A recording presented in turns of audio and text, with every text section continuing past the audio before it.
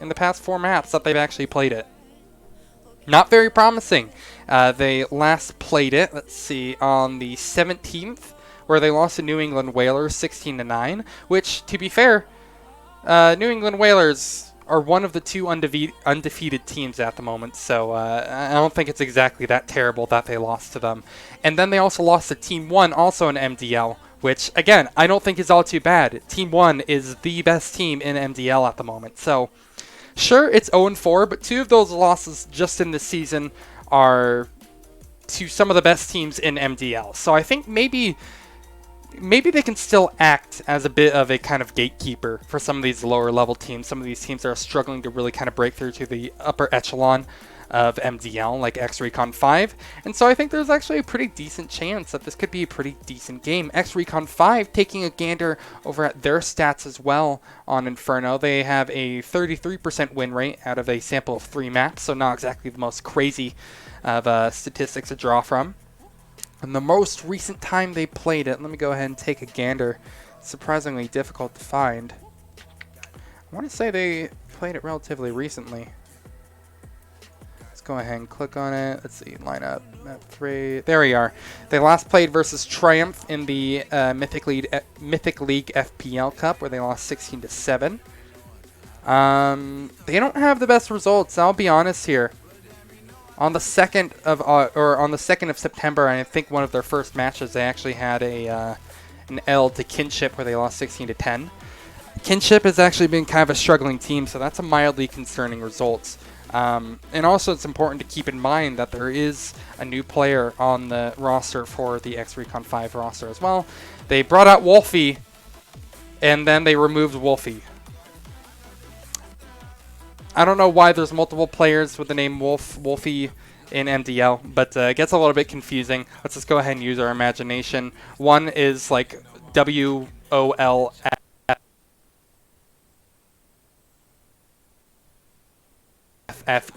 Wolf, and then there's like actually Wolfie with a Y. So a little bit confusing, but you know, if you guys want, I'll post the article about it over in the Twitch chat as well. Actually, you know, I'll just do that anyway, so I have it.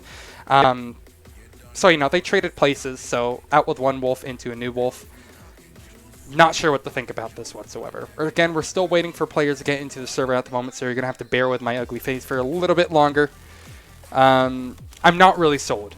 Despite the side of CsGo kind of having some pretty results when you actually look at the kind of teams that they're facing up against, it actually doesn't seem that bad. You know, sure, they're 0-4, but these have been some relatively close games. You know, they're up against Gaming, Team 1, and New England Whalers in the past four rays on Inferno. Maybe it's a good time for them to practice their map pool a little bit more. I know that the ex-Recon 5 roster, Valence in particular, he kind of errs towards playing a lot of Overpass, so I'm excited to see maybe down the line a little bit more Overpass.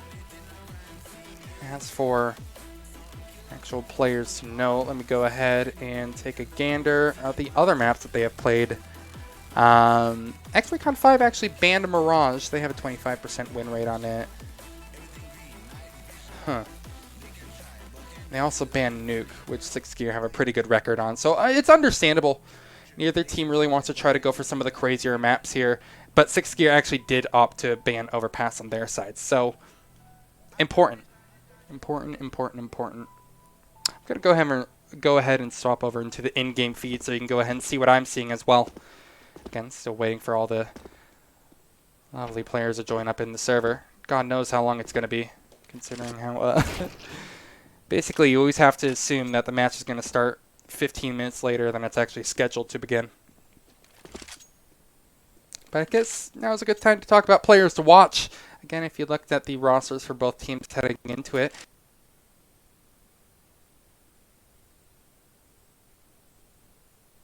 you see that ex-Recon 5 have Valence, Fugly, Jazzpimp, Jet, and Fang.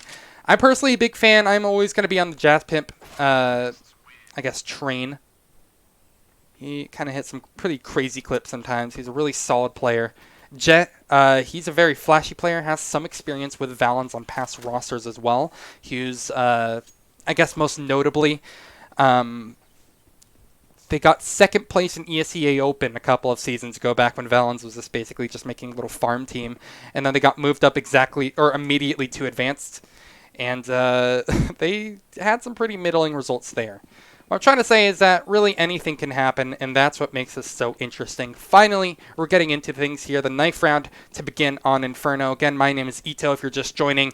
I am solo. I am all by myself, but that's totally okay because there's still a lot of fun to be had, even if it's just basically me against the world. Recon 5, they just got completely wiped on that knife round. Well, not the most confident of starts. It's fine. Regardless, Recon will be now starting on the T side of play. I haven't seen enough of their gameplay to actually understand what their mannerisms are. So it's going to be a big question mark for me.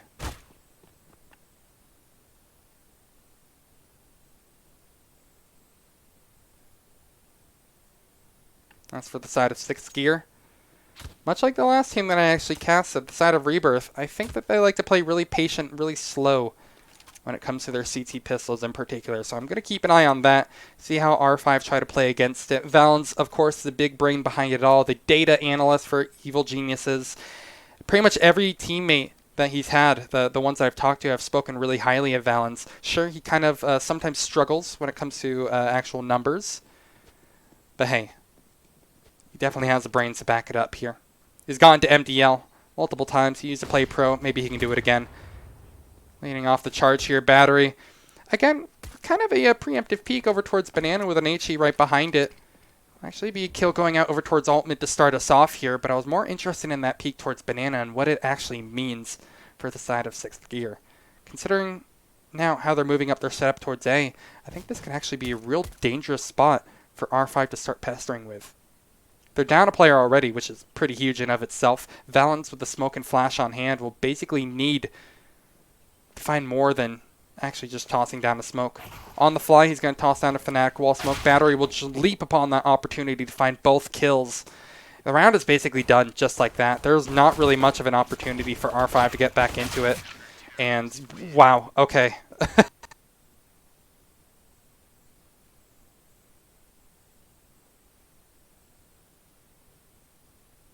Battery with a 4K. I have no words. That was basically as perfect as you could have ever hoped for 6th Gear. Getting that first early pick when trying to aggress into apartments. You know, 6th Gear, that was that kind of slow.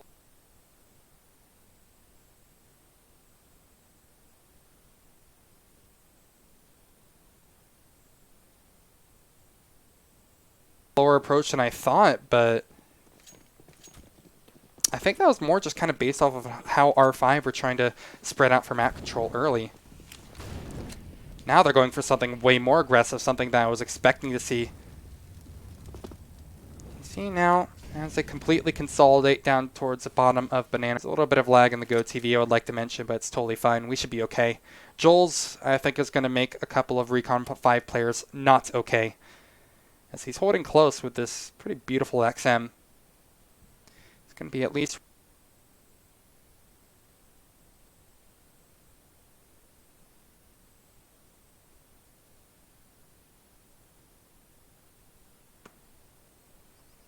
Pistols all looking just to contact out over towards apartments. Probably just a waterfall action at the moment. Really, you can't hope more. There's no utility, not much power either. Complete massacre over towards mid, leading it to only 2 possible kills for Joel's.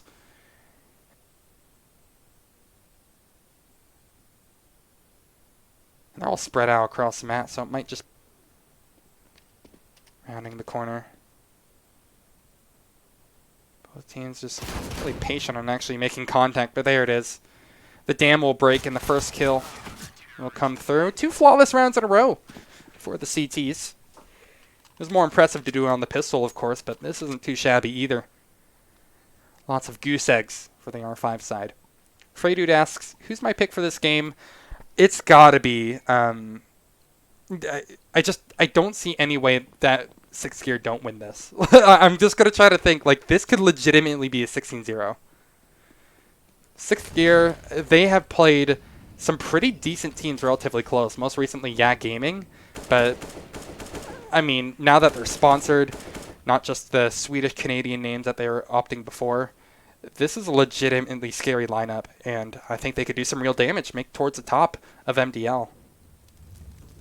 But I'm happy and open to the idea of being surprised by the ex-Recon 5 guys, because I do love a lot of these players here. Again, Jazz Pimp is one of my favorites to watch just because he has a really flashy style, and the auto director decides to go over him right on my mark. But I'm going to go ahead and try to override that. This auto shotgun could be pretty huge here. Joel's is so patient. He's patient with it last round as well, but this is exactly what I was expecting out of the 6th gear side. Incredibly patient, not trying to take any early duels, because against some of the players on R5, they can definitely tell it's not going to be easy. Look at this crazy rotation in from 6th gear, however. It is anything but passive. Aggressively trying to bring people over towards A, but then they double back just as quickly. And R5 have just about made it towards the top of Banana. Going to be tossing in a couple of smokes. Flashbang in from Wolf. Does nothing but buy a little bit more time. Joel's still lurks on top of the yellow boxes. Gets that first one. It's actually his teammate to steal away the second. They can't do anything against the auto shotgun. Finally, they break that dam. But it takes a miracle from Valens to actually get anywhere onto the B bomb site. And it's going to be a complete slaughter once everybody finally gets involved from 6th gear. It takes so much effort, it is actually kind of absurd. Like the ex-Recon 5 guys, they had the right approach to it. Valens really, he did his part.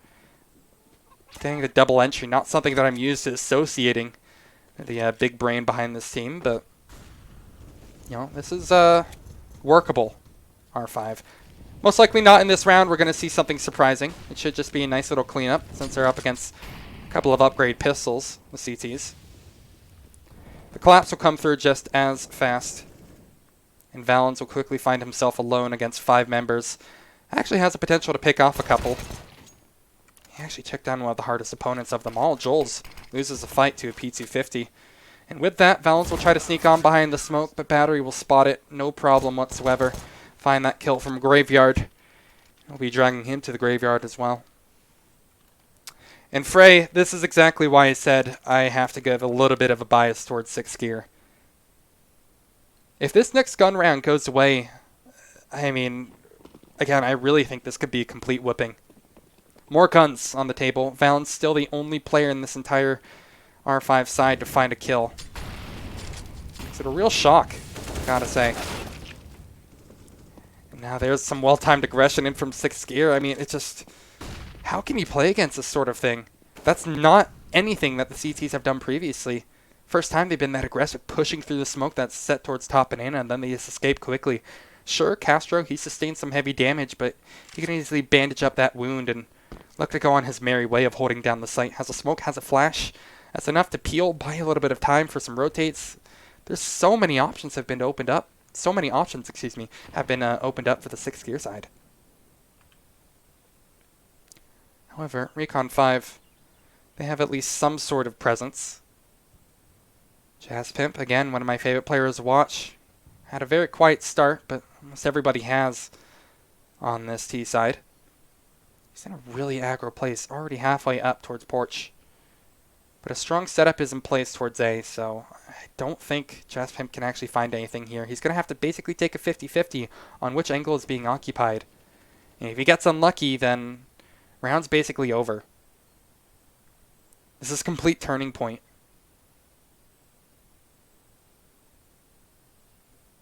In R5, how they're setting up for it is basically just biding their time, hoping that they win a fight. And there you have it. Jazz Pimp finally gets one on the board here, but he didn't check pit, and Joel's is easily able to trade that one out. There's another kill from Valens as he's over towards Arch. But now, as they enter onto the B bomb site, those fights need to happen immediately.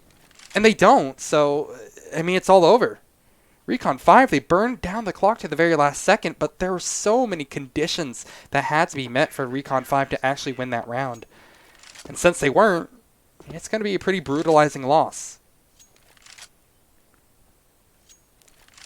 Probably in their best interest to hold on to this gun that they have and maybe half buy around it. Wow, they have brighter ideas. I never thought a team that Valens is spearheading would go for such a utility-light approach. But here we have it. 4 AKs and 1 Galil. Feng will be The one taking the hit just to get a little bit more grenades on his belt. Scary times. Recon 5, this... I want to say it's a must-win gun round, but I suppose there's a chance for a comeback at any point. 6th gear, they are just so smothering at the moment. Again, as I was just talking about what was happening and thinking about what was happening over towards mid, there's already been a push down banana, and 2 players have made it their home. There's no fight back from Recon 5, and to be honest, quite frankly, they can't do anything. There's no early Molotovs that they can abuse. Feng, well, actually will have a molly. He'll toss that out over towards tree. Wolf. Nice little smoke on through. Nothing they can do. Again, just like the door is closed right on R5's face. And it's going to require a miracle play. Just to strike even, first off. But then actually win out. Smoke over towards, I believe, Moto and Pit. Battery. Watches the angle. Strong, strong hit from him. Waiting for the flash from his teammate. Actually misses that shot, but is given another chance at life. Jules, meanwhile, will hold down from sight. But again, this A setup is so strong, where basically the only way it could crumble is by whiffing a couple of shots like that. Battery, some uncharacteristic misses. Actually give an opportunity for Recon 5 to pick up the round. It's a bit closer than you would have expected on paper, but it does go the way that you might expect at the end of it. 6-0. Gigantic goose egg still on the screen for the ex-Recon 5. Pistols is all that they have. Most of them, or actually all of them, excuse me, are upgraded. Battery. What is this? 6th gear. Again, I was just praising the kind of passive approach that they had to a lot of their rounds, and suddenly they're just busting out with something like this. They can change the pace on a whim. Oh, this is so, again, brutalizing. Whatever. That was a throwaway. Or at least that's what I'm sure Recon 5 are trying to say to themselves to quell their fears. There's a lot to be scared of. Ops back on the table for both teams here. Jet will pick one up, look for a contest early towards mid. There actually is a fight. Battery's pushing down alongside his teammate. I believe that's Vec. Lots of early ground control taken, and right on time as well. You see 6th gear have now decided to completely give up top banana control as Recon 5 began fighting for it a bit more. And right on that note, they decide to pincer down towards mid. So, you know, they give up one spot and then they look to take another. Lots of heavy damage sustained on the T side. Makes it incredibly difficult to kind of budge out of this neutral game. They had that pit going for them, but it's no longer present. And once again, we're in kind of this situational dilemma for R5. At this point, I'm wondering if their best interest is to just set up for a B hit or something. They have no clue on how 6th gear are playing this, but it's most likely a 2-2 split. And, well, a lot of the time they'd be correct. That's starting to change, however. Battery has some second thoughts about actually shifting. He will indeed choose to stay over towards A. Clock is starting to tick out. They need to make their move soon. And it will eventually come into play. Wolf just will wait for a Molotov to come out over towards triple, but it doesn't come through. That's a free kill from him, and probably just a second one as well. Feng is watching the angle, watching for any peeks through, but his teammate has Wolf's back. Just, there's nothing they can do, man. This is disgusting. When I said this could be a 16-0, just based on how 6th gear have played some of these teams close previously, this is exactly what I mean. Don't get me wrong, R5 have a lot of good parts, but when 2 players are 0-8, you're going to need to require a bit of an ignition. Battery will go ahead and toss the first flash right in towards mid. And a little HE clean up over towards banana. What can you say? It's already done. There's a player who left the server. I think 6th gear are like, alright, let's just go ahead and call this ours now. As I say that, my binds just completely stopped working, and I can't actually spectate JazzPimp at all. So let's just go ahead and use our imagination. It's him against 1 player. This round actually getting a lot closer than I figured it would. But JazzPimp, he's already gotten 2. I want to go ahead and bet my money on him, but I'm not sure exactly how likely that is. He'll get the bomb down. Wolf, again, rejoining the server.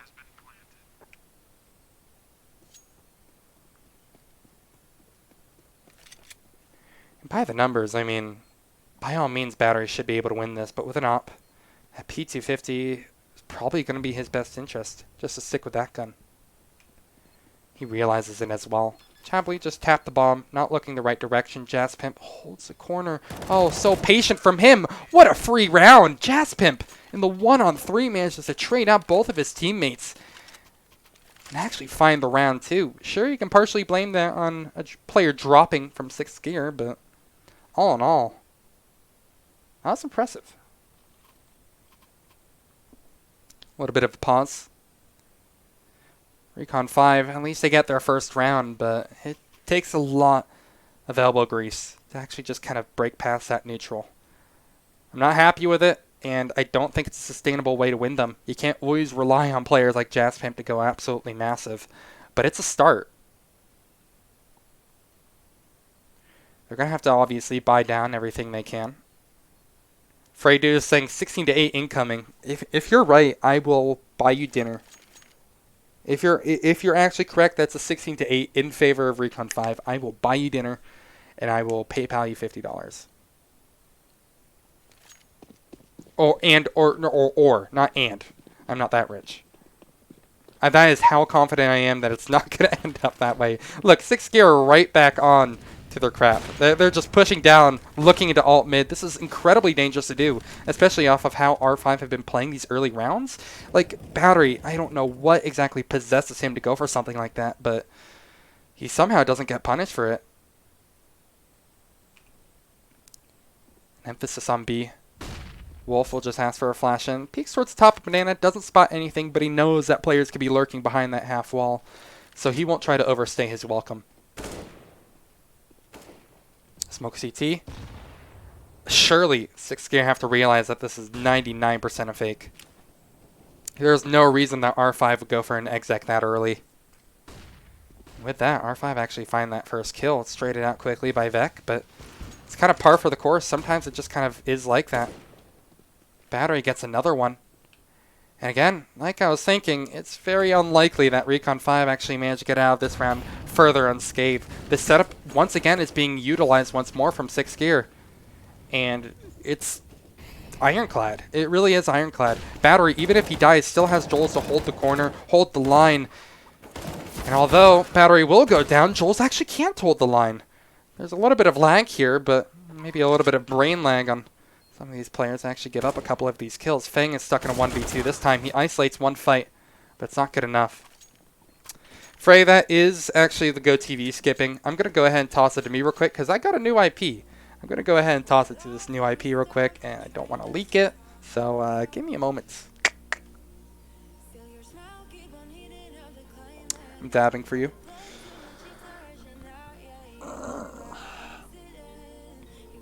Well, one moment, please. There we are. Okay, we should be back. Sorry about that. I just got an alternate Go TV since this one was lagging its butt off. We're fine. And Frey Dude, yeah, I'm sorry, I guess you're starving tonight. That is how confident I was that 6th gear would not give up that 9th round.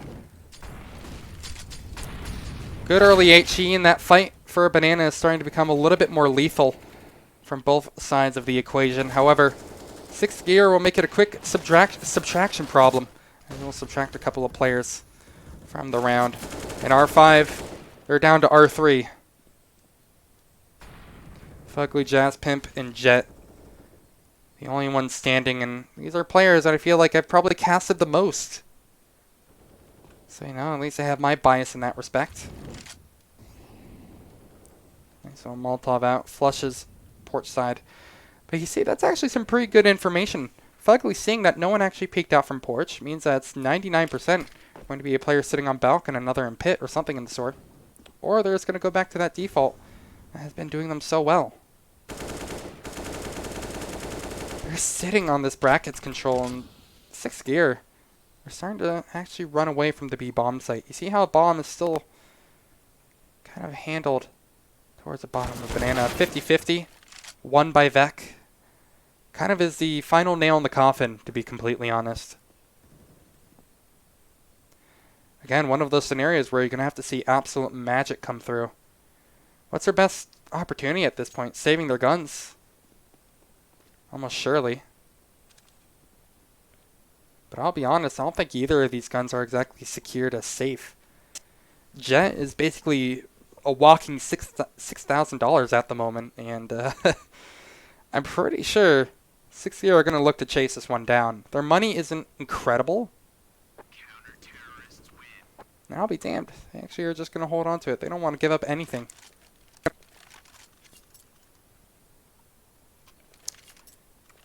Can't be overstated just how scary of a scenario this is for Recon 5. Jet's still yet to find a kill in this game, but you know, that sort of thing happens. He's a very flashy player. From my experience of casting him, he can just have some pretty insane games, and then the next he can struggle in some scenarios. Well, a lot of the time he does very well, so I mean, no dice to him. CsGo, as I say that, decided to kind of feed two players down over towards mid and right into the belly of the beast. But Jules will fight back, get two of his own. Also equally as important is a response being made by Valens, who just kind of tosses a smoke over towards Arch side, and it's a free kill for Battery. There's no flash, no nothing. And Jet is once again found by himself. Minute and 10 on the clock. This round has moved incredibly quickly, and I don't think it's going to get any better. It's something I've parroted for a while, but it always does seem to kind of seem true to me, is that stomps are the most difficult things to cast. At times, you're just going to have to require and rely a lot on storylines past history to actually, you know, make you believe that the other team has a chance. But I gotta say, it's just, at this point, it's hard to deny how good CsGo are. They are completely trained for this, and Recon 5 are just struggling to get past the starting line.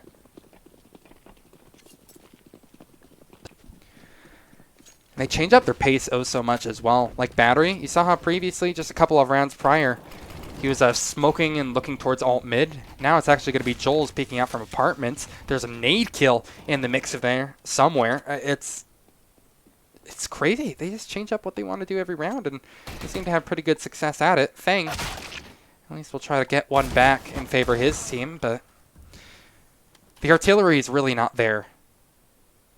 Recon 5, probably now at 12-1. Might actually be given a free kill in form of Valens, but he doesn't have a gun.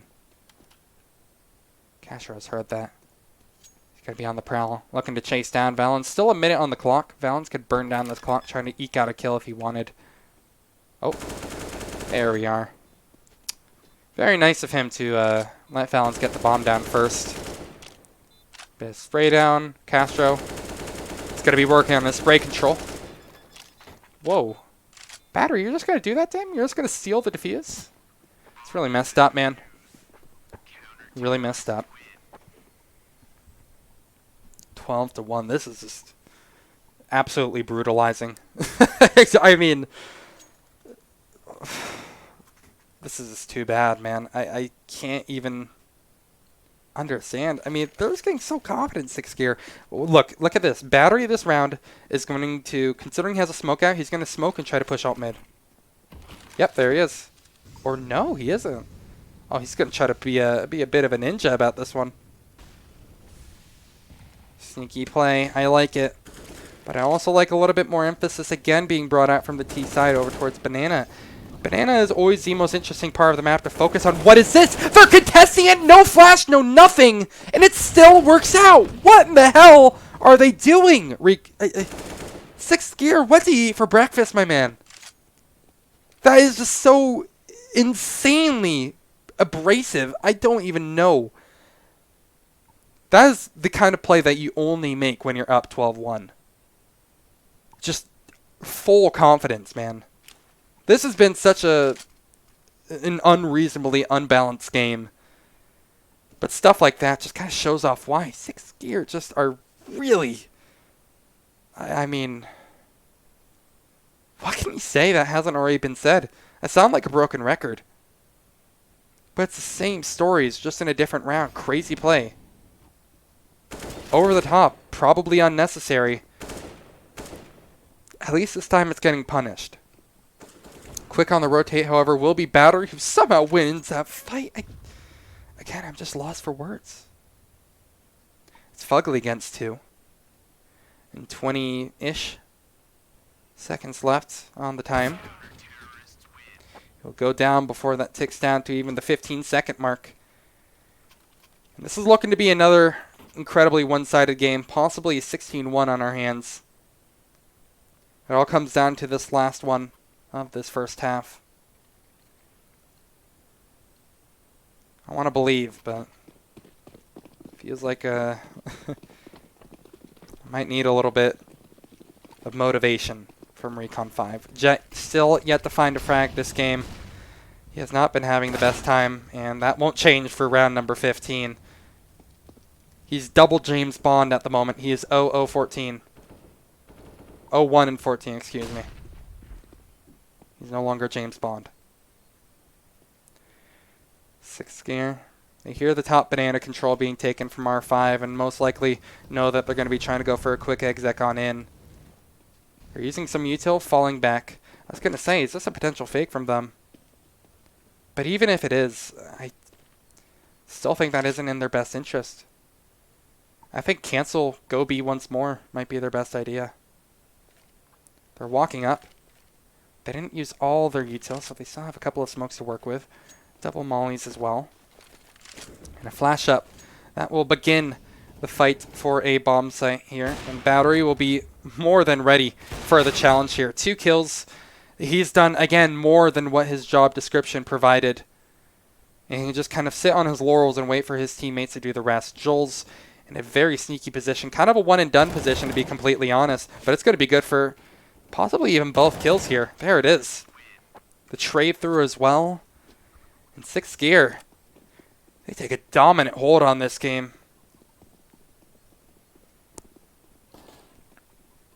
Wow. I mean, what can you say about a game like this?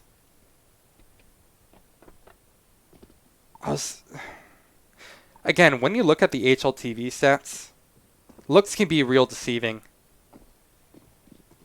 It's kind of important to mention that 6th gear are 0-4 in their past 4 matches. But then you actually look at the context, look at the teams that they were playing. You understand that they're up against some big dogs.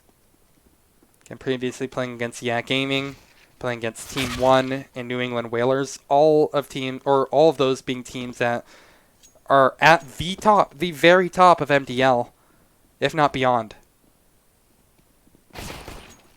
Now, I'm not saying this is like your Furia, I'm not saying this is your Team Liquid, but they're knocking on their door at least. Small little halftime break before we see, again, possibly the conclusion of this action. I think it should be relatively obvious to say that 6th gear, they have a lot of wiggle room before they actually get into that throw territory of a game. That scary territory. And equally as obvious should be the fact that Recon 5 basically need to win this pistol. If they don't, consider the game just about over.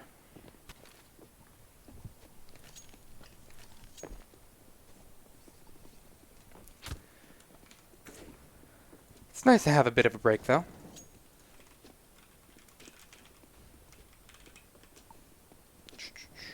Go ahead and adjust a couple of things. All right. Again, if you're just tuning in, my name is Ito. I appreciate you all for watching. I'm not sure who is or how many people are, but just trying to be the best caster I can be. And I gotta say, you know, this is definitely the easiest way to learn how to cast one-sided games.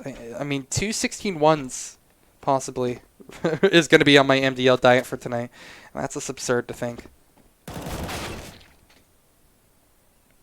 Break is taking longer than I anticipated, I gotta say. Oh.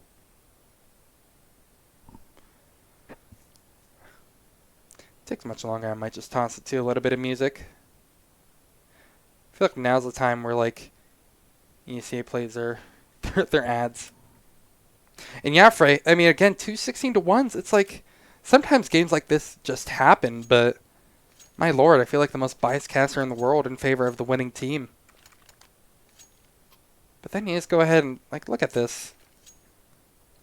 Look at these shoddy score lines. It's just Joel's has died twice. It's just unbelievable. 4 players towards A and only 1 over towards Banana. Typical setup for what you see on the A site, or on the CT side rather, on a pistol. Seems like not even that much of a counter strat too. Kind of a general expectation of your weak points. Maybe Recon 5 aren't going to be quite ready for what CsGo have to offer though. They have been extraordinarily silent. I'm surprised that Recon 5 have decided not to budge off a bit at all. Nice little shot from Jet. That's a way to get on the board. But maybe he shouldn't peek for a little more here because he's kind of playing with death right now. He's dancing with danger. Whatever fancy phrase you want to try to attribute to it, that is what he's doing. And he will get punished for his sins. A crossfire still in place over towards mid. But I don't think CsGo want to try to temper the monster. A rotation from the T side. Now CsGo will try to aim towards a B bomb site. Losing another fight will be Joel's. I'll make it now 3 deaths that he has in this entire game, but at least his comrades are looking to avenge him. C4 looking to get planted right about now, and Wolf will try to take the initiative and take a fight over towards Coffin. He doesn't quite win it, but he manages to back up the CT.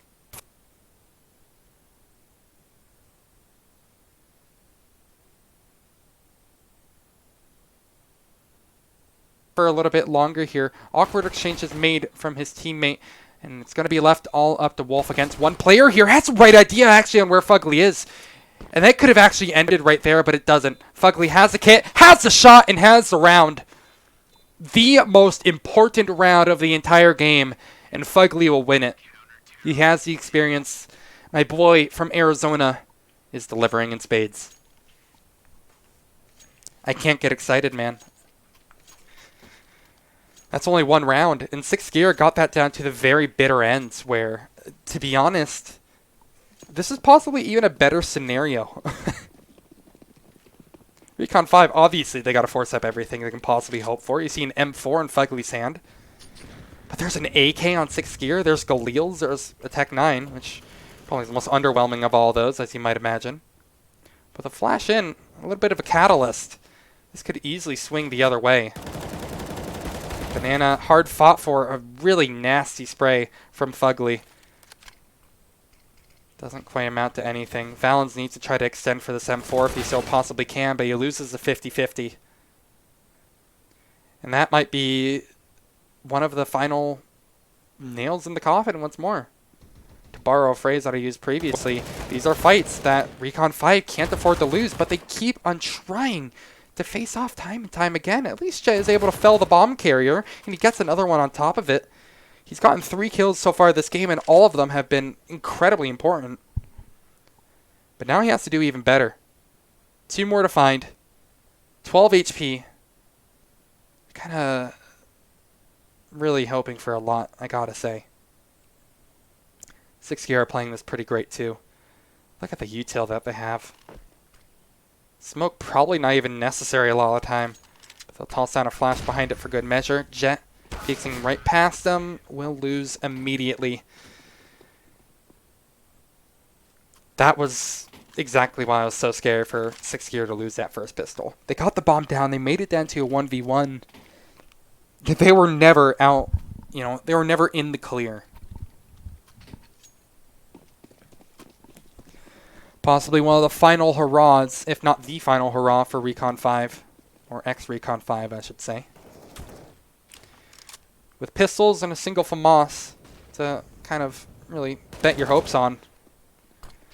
Well, I'm hoping that you placed a low bet. Jaspimp certainly had high expectations on what he could get done with the Deagle. Same story with Valens, but both of them feed right into this absolute monument, really, that is known as CsGo. It's Fang against the world. and the world will easily win over him. So at least it wasn't a double 16-1 today. It was a 16-2. It's not much better. It really isn't. I'll be honest. For my second day of MDL, I gotta say that was a pretty hard way to get started. It wasn't the easiest games. And I felt really biased